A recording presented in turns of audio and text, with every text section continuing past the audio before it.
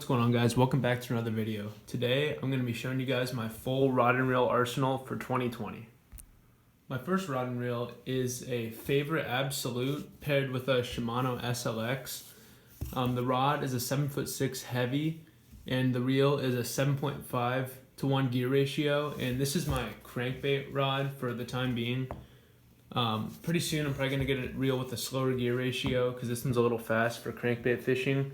But I have 14-pound fluorocarbon, which is good to let those crankbaits get down to their advertised depth. And it's a good rod. It holds up really nicely. It has a really nice backbone, and the reel's great too. It casts really nice. Haven't had many backlashes with it, and it's a great reel for under $100. My next rod is what I like to call my travel rod because it's a two-piece rod, and it's a Fenwick Silverhawk 2 with an Abu Garcia Revo S. And the reel is a 7.2 to 1 gear ratio, which is pretty in the middle as far as gear ratios go. And the rod is a 7'2" medium heavy. And I just wanted something that would be like a good all-around rod, so I can really do anything with this. When I'm going like long car rides, I'll bring this rod, break it down to two pieces, and just keep it in the back of the car in case I see a pond or a river or anything that looks good. So I just always keep this with me. And I can pretty much throw anything on it. It's got a pretty heavy backbone, but it also has a light tip, so it's good for all-around fishing. My next rod is my jig fishing rod, even though I have a jerkbait on there right now.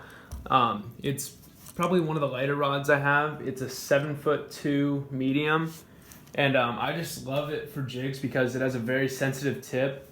And I know some people will say you maybe want a little bit heavier for jigs, but I've had no problems with it so far. I've caught some 4 or 5 pounders on it, no problem, and fought them in cover. And I've even flipped this rod before, and yeah, it does everything. It's a really strong carbon rod made by Favorite.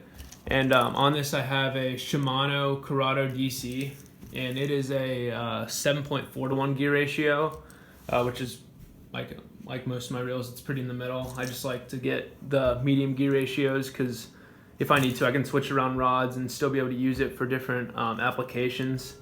So yeah, this is a great rod and reel. The reel is amazing. The rod's also really good.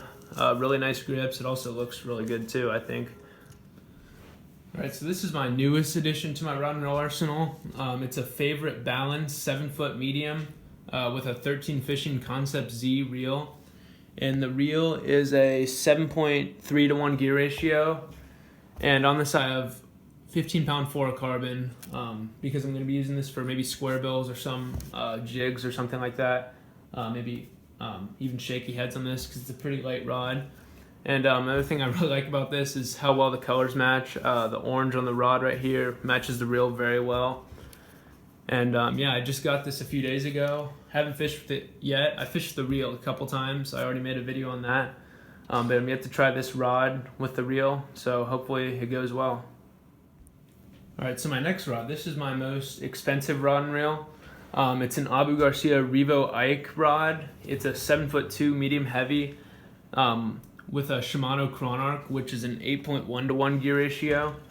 And during the summer, I use this rod for topwater, but during the fall and spring, I usually use it for flipping or throwing jigs. I really use it for all-around fishing. And on this reel, I have 20-pound fluorocarbon, which is mainly because this is the rod I use for flipping in heavier cover as opposed to my other reels, which have about 14 or 15-pound fluorocarbon on them. So it's just nice to have the heavier line to get those bigger fish out of tight cover and around rocks and trees and stuff that's going to fray the line. For my next rod, I have a Cabela's XML Bass 7'3" heavy rod, and on that I have a Shimano SLX DC, which is a 7.2 to 1 gear ratio. And this is my frog fishing rod, which is why I have braid on it. I have 65-pound braid. And I'm yet to use this reel. I just got it recently, but I have used this rod in the past. And the main reason I have this rod as opposed to a little bit nicer frog rod is because I wanted something that was short, like under 7'5", but still had the backbone and the fast tip to be able to get fish out of that cover. But also to be able to work the frog with the fast tip. And this was the only one I could really find within my price range, which is nice because I can still cast. I fish from the bank a lot, so I can cast this underneath trees, which is where most of the ponds I fish at are. So it's nice to be able to have this shorter rod so I can still cast and not get snagged on the trees above me. For my next rod, I have a favorite balance spinning rod, and it is a 7'3" moderate fast. And paired with it, I have a Shimano Sahara 2500 size reel. And on this I have a 12-pound fluorocarbon, and I chose fluorocarbon over mono because it has less memory, and especially on spinning reels, the line tends to get wrapped around very easily, especially with mono. And this rod I mainly use for shaky heads or Ned rigs. That's really the only thing I've thrown in this so far, but just really anything that's too light to throw in a bait caster, I'll throw in this. For my next rod, I have an Garcia Veritas 2.0 rod, and it is a 6'6" medium. And on this I have a Quantum Smoke reel, and it's a size 2000. And this I have 8-pound monofilament on this, and the main thing I use for this is drop shots.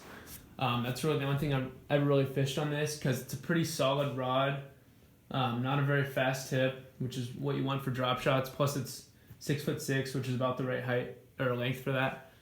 And I have pretty light line in here right now because I mainly just fish for a little smallmouth with this. That's all I've really fished for. I haven't really fished from any largemouth. And yeah, it's a pretty good rod, holds up nice so far, and it's pretty inexpensive. My next rod is my snook fishing rod, which I really only use when I go down to Florida once a year. So I haven't used it in about a year, but I should be going down there in a couple months. Hopefully try to catch some snook, not sure yet. But it is a Penn Fierce Graphite rod, and it's a 7-foot heavy. And on this I have a Penn Spin Fisher reel, and it's a size 3500. I don't have any line on this right now because I haven't used it, like I said, in over a year. But the reel is really nice. The only thing I don't like about it is it's pretty heavy, but that's just me because I'm a freshwater angler, not really used to the heavy saltwater gear. So yeah, I don't really use this in Ohio much. I used it once for carp fishing, that's pretty much it. But yeah, it seems like a good rod. I don't really know much about saltwater fishing gear, but I just picked this up at a local bait and tackle shop when I was down there a couple years ago, so yeah. For my last rod, I have my new Muskie rod, which barely fits in the room I'm sitting in right now. But it's a Muskie Innovations Bulldog Predator rod, and it is an 8'6" heavy. And on this I have a Shimano Corvallis size 300. And the line I have on this is 65-pound braid, which goes to a 60-pound monofilament leader. And I haven't tried this out yet. It's just been sitting in my garage for about 3 months. But I'm excited to try it this summer. Hopefully I can try to do some more muskie fishing. I don't really know too much about it. Maybe some of you guys do. And if you have any tips for me, just leave them down in the comments. So yeah, this is my last rod, and thank you guys for watching, and I'll see you in the next video.